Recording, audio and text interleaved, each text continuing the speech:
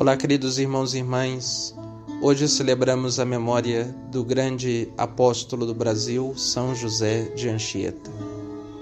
Não poderíamos deixar passar este dia despercebido, tendo um grande místico, um grande sábio, um grande pai desta cultura brasileira.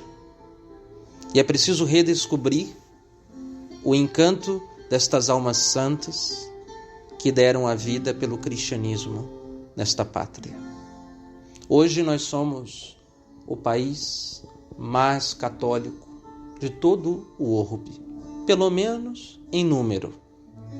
Mas é bem certo que nos últimos anos estamos percebendo que crescemos em qualidade. Apesar de sermos em quantidade o maior país cristão, eis que o Espírito Santo volta a soprar nestas terras de Santa Cruz. E cristãos ardorosos se levantam como outrora o grande apóstolo do Brasil se levantou das Ilhas Canárias, lá de Tenerife, e pôs-se mar adentro, mesmo com a sua saúde danificada. Mesmo não tendo muita perspectiva de vida, achando que viria ao Brasil para passar os seus últimos anos. Mas como uma alma de um ardente apóstolo, não via passar os seus últimos anos no Brasil na ociosidade, muito pelo contrário. Almejava, se era bem certo que a sua saúde estava frágil, ainda tinha esperança de morrer nestas terras, consumido pelo amor aos santos evangelhos. São José de Anchieta, ao lado dos grandes místicos do século XVI, Santa Teresa de Jesus, São João da Cruz, Santo Inácio de Loyola, São Francisco Xavier, São Pedro de Alcântara, todos esses santos espanhóis que foram pilares para uma igreja em ruínas. Foram homens que iluminaram tempos de trevas, que cercavam as regiões da Itália, da França, Portugal, quando os alemães, os ingleses, Suíça, a Bélgica, estes países começavam a conhecer as trevas do protestantismo, os erros de Martim de Lutero, Zwingli, Calvino, Henrique VIII. Bom, se os apóstatas faziam aumentar os territórios europeus, os apóstolos eram suscitados por Deus para combater a heresia e difundir a verdade. São José de Anchieta, ao lado desses grandes baluartes do cristianismo, não fica por baixo, apesar de não ter tido a devida importância pelo povo brasileiro nos últimos tempos. Esquecido, às vezes, nas páginas da nossa literatura. Pouco falado na educação brasileira. Passa-se como que se despercebido. Fala-se muito pouco de alguém que foi o pai da pedagogia brasileira, o pai da educação brasileira, o fundador de escolas. Fundou escolas, colégios, em São Paulo, no Espírito Santo, no Rio de Janeiro. Fora aquelas tribos indígenas em que este se portou como um verdadeiro pai. Tantas vezes, médico onde, com os conhecimentos próprios de um jesuíta, que partiam para a missão, sabiam muitas técnicas de enfermagem. Lá, naquelas tribos indígenas, índios que talvez morriam de um certo resfriado, São José de Anchieta, com os conhecimentos trazidos da Europa, podia medicar, enfaixar, e não apenas por um milagre místico sobrenatural, como realizou diversas vezes. Os indígenas percebiam que, além de trazer um dom de Deus, pois em muitos indígenas, ele curou por via sobrenatural. Mas reconheciam que este Deus tinha um coração humano. Este Deus revestia-se do carinho, do amor, de um coração como o de Jesus. José de Anchieta aproximou o coração daqueles aborígenes ao coração de Jesus Cristo. E aqueles homens que viviam outrora como selvagens dentro das nossas matas atlânticas, agora aproximavam-se das criaturas mais altas, as celestes, os anjos. Pareciam estar próximas ao paraíso, enquanto aqui não chegavam os apóstolos de Cristo, estavam condenados à falta daquela liberdade que o pecado original deixou à alma humana. Escravos à animalidade, às paixões, que faziam com que estes se tornassem violentos, tornassem tantas vezes irracionais. São José de Anchieta, como um pai destes homens, destes índios, pôde mostrar a eles o caminho do bem e que fizessem que os índios reconhecessem o que era o mal.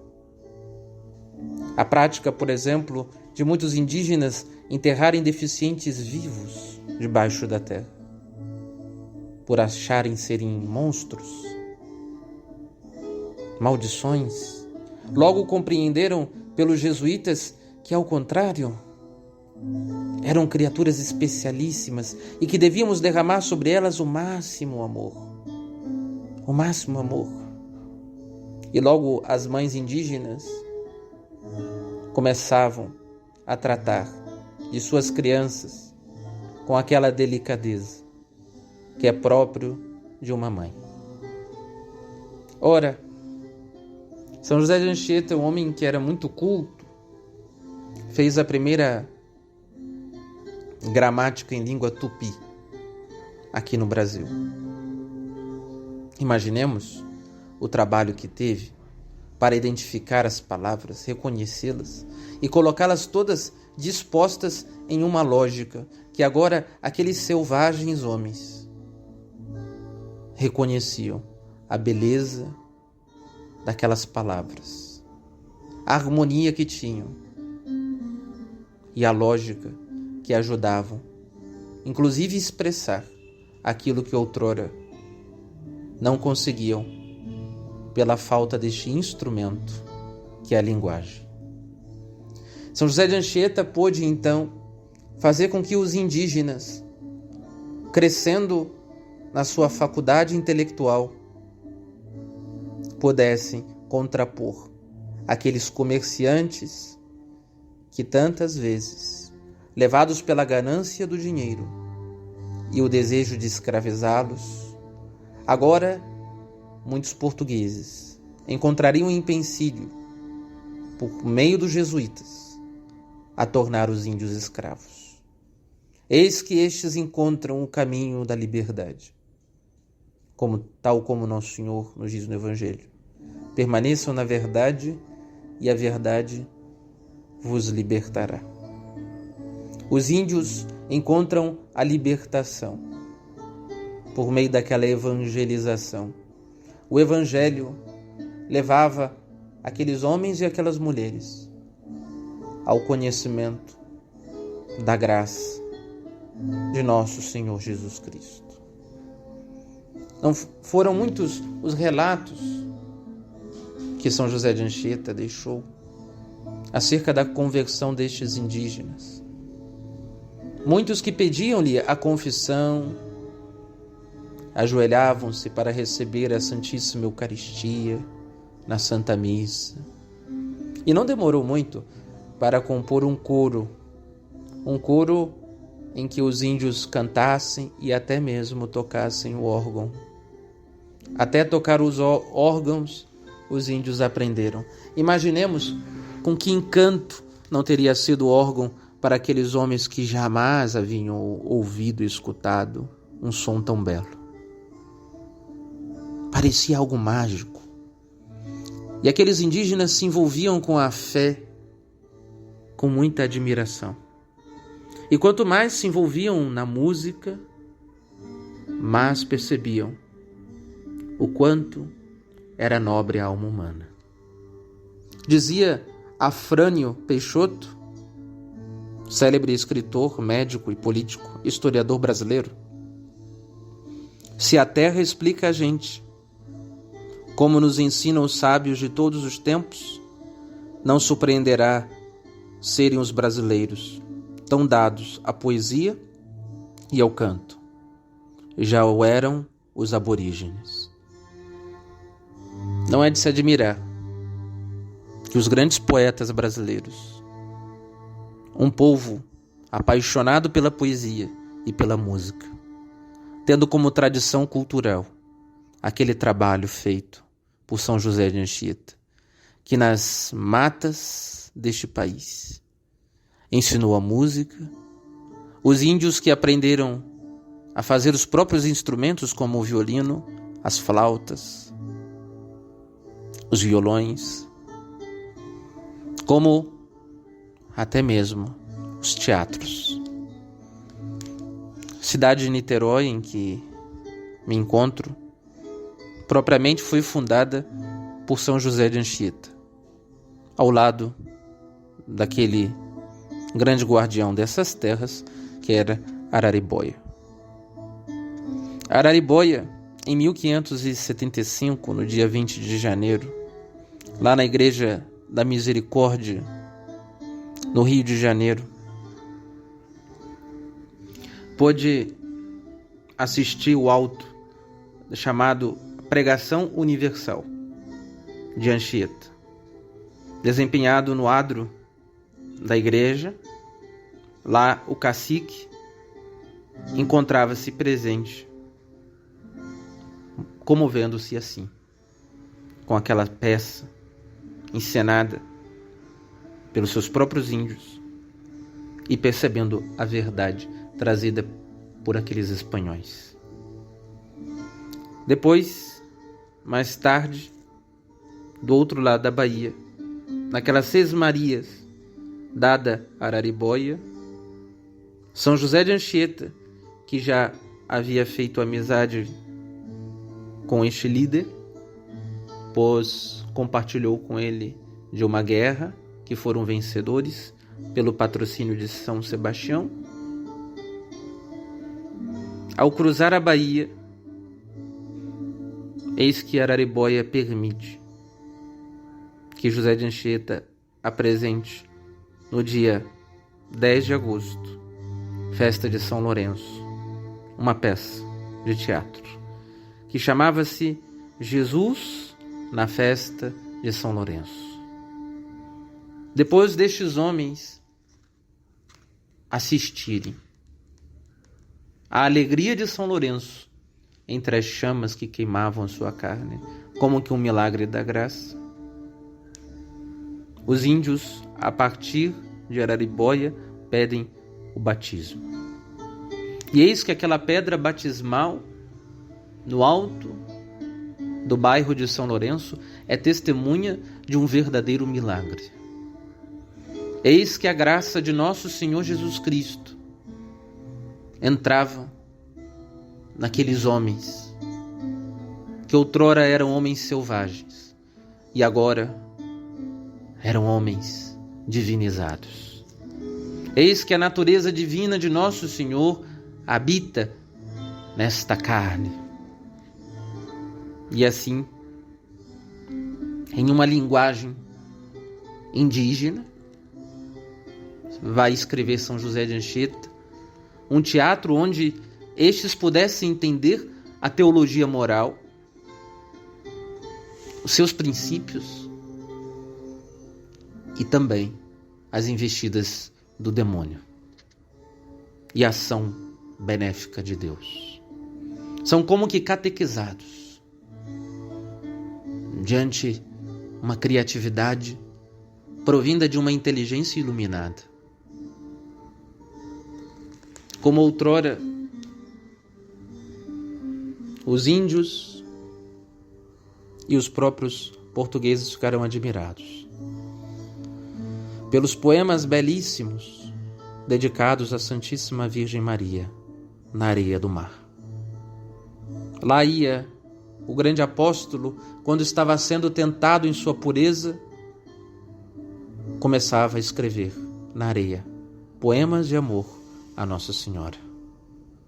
Graças a Deus, muitos foram anotados e ainda se encontram em nossas mãos.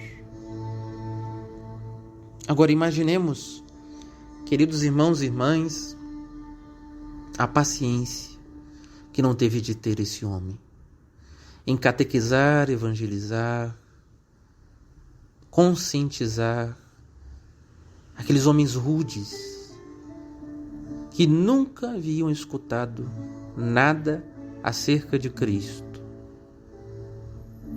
Homens que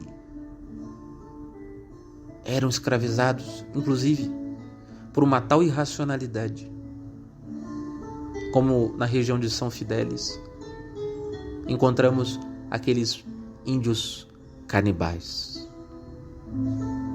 Como nas regiões do Espírito Santo também, Dom Sardinha e os seus que foram devorados por índios que tinham o costume de comer carne humana. Estes foram salvos destas trevas pela luz dos ensinamentos do Padre José de Anchieta.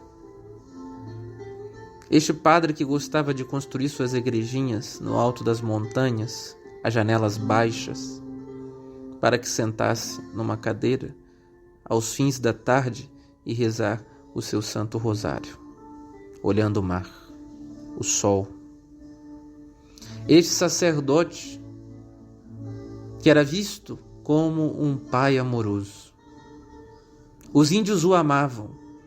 Em seu sepultamento, os índios o levaram em cortejo como em uma procissão, honrando o santo que havia dado a sua vida por eles.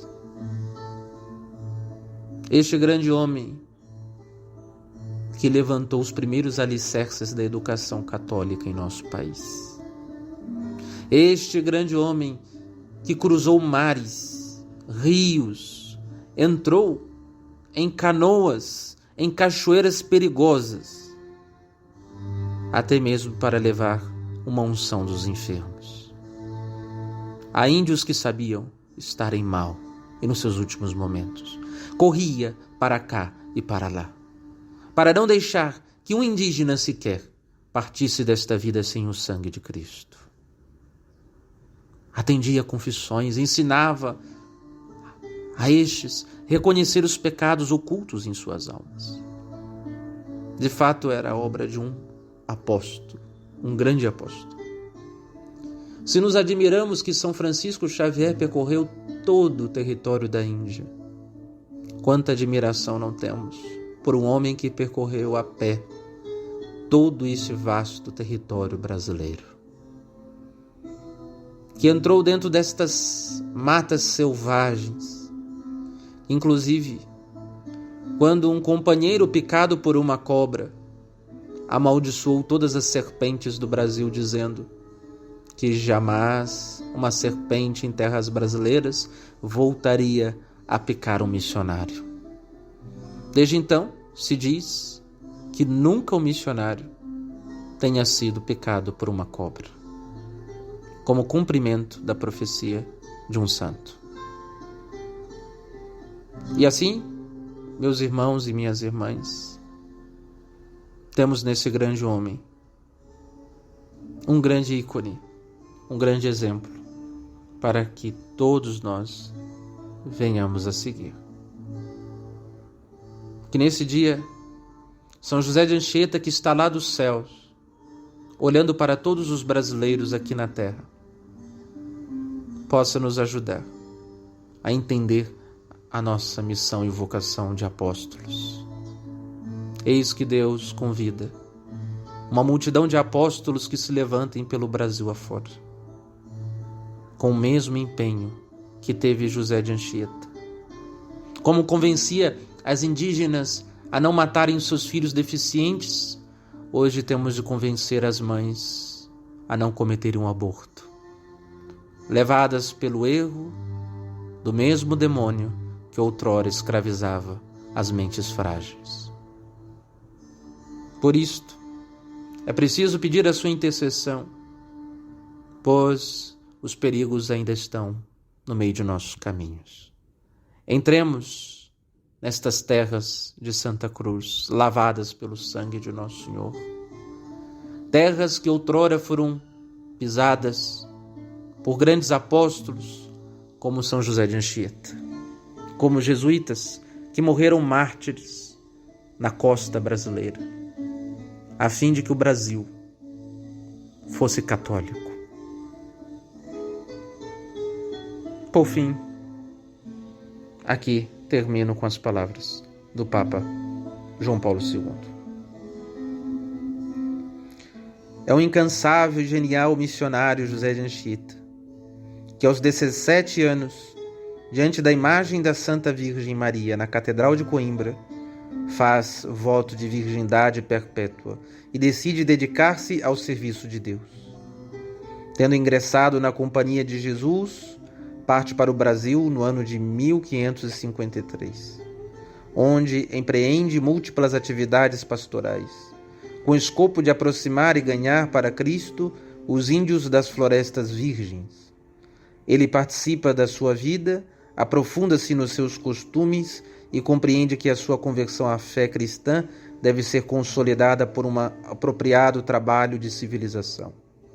Seu zelo ardente o move a realizar inúmeras viagens, cobrindo distâncias imensas no meio de grandes perigos. Mas a oração contínua, a mortificação constante, a caridade fervente, a bondade paternal, a união íntima com Deus, a devoção filial à Virgem Santíssima, que ele celebra em um longo poema de elegantes versos latinos, dão a este grande filho de Santo Inácio uma força sobre-humana, especialmente quando deve defender contra as injustiças dos colonizadores os seus irmãos indígenas. Para eles, compõe um catecismo adaptado à sua mentalidade e que contribuiu grandemente para a sua cristianização. Por tudo isto, ele bem mereceu o título de apóstolo do Brasil. São José de Anchieta, rogai por nós.